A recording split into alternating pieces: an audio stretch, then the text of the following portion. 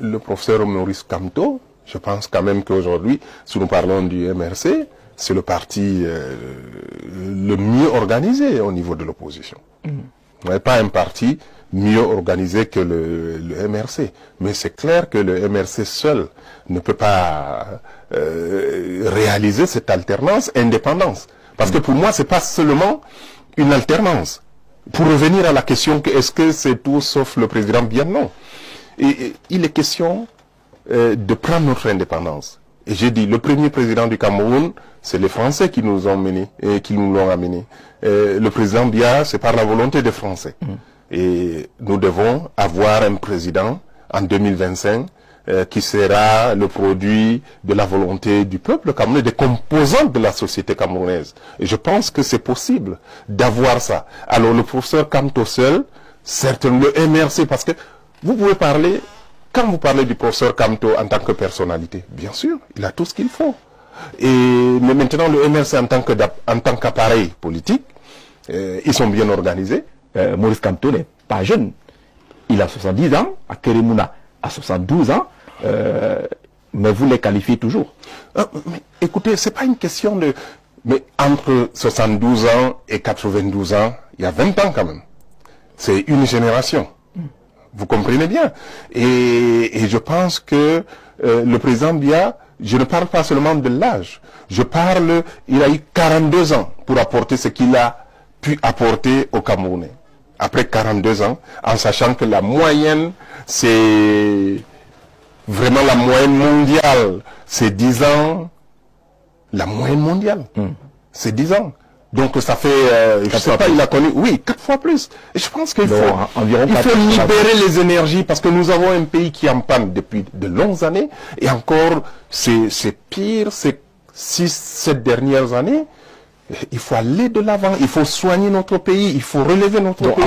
Et je pense que tous ceux qui aiment le président, qui sont autour de lui, doivent lui permettre de sortir par la grande porte. Écoutez, parce que moi je suis convaincu que les Camerounais ont soif de changement. Et il y aura un changement dans ce pays.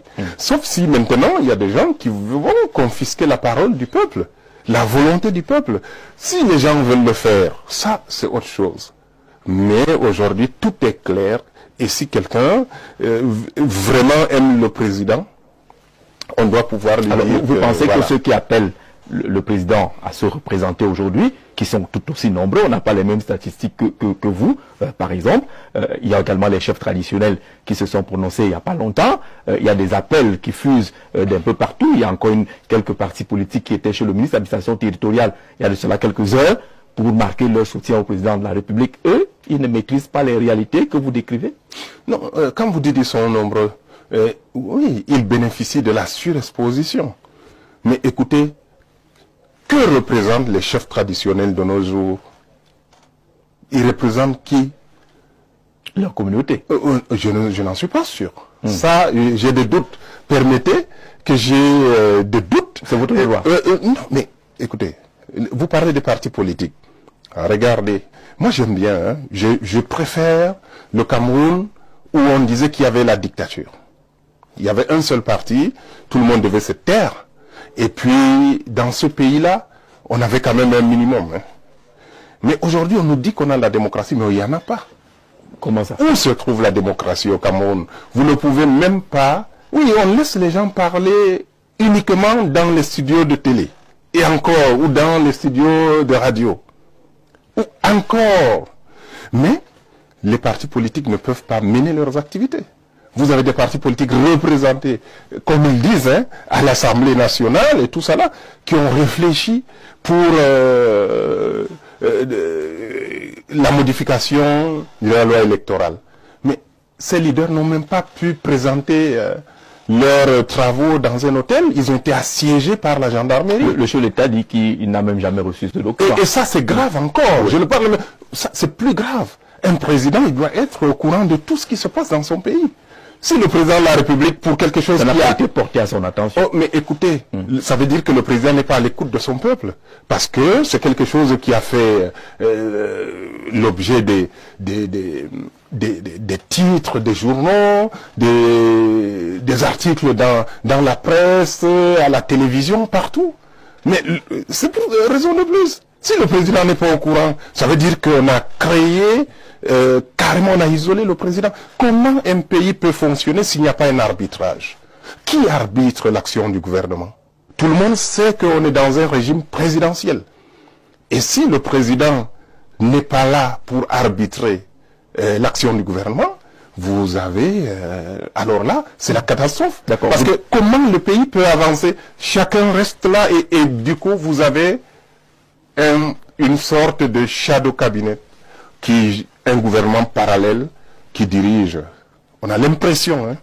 Hein. Et ça, pour toutes ces raisons, moi je pense que ces chefs, ces responsables politiques, le rôle du ministre de l'administration territoriale, c'est pas ce qui se passe. Il a transformé, il fait des meetings, parce que ce que j'ai vu aujourd'hui, il a créé des divisions au sein de tous les partis qui peuvent... Ceux qui étaient là-bas aujourd'hui, il y avait l'UPC, il y avait le PCRN par exemple. Et il y avait le MDR. Oui. Ces trois partis ont une particularité, c'est qu'on a créé une institution. L'UPC, le ministre a son secrétaire général. Le PCRN, il a son président qu'il a invité. Et le MDR, j'ai vu Maître Djoroé qui était là, mais en réalité, j'ai vu le fils d'Akole, qui a créé une scission, qui dit qu'il est président. Donc, il crée des situations au niveau de tous les partis, et je pense qu'ils sont en train de travailler pour empêcher des investitures.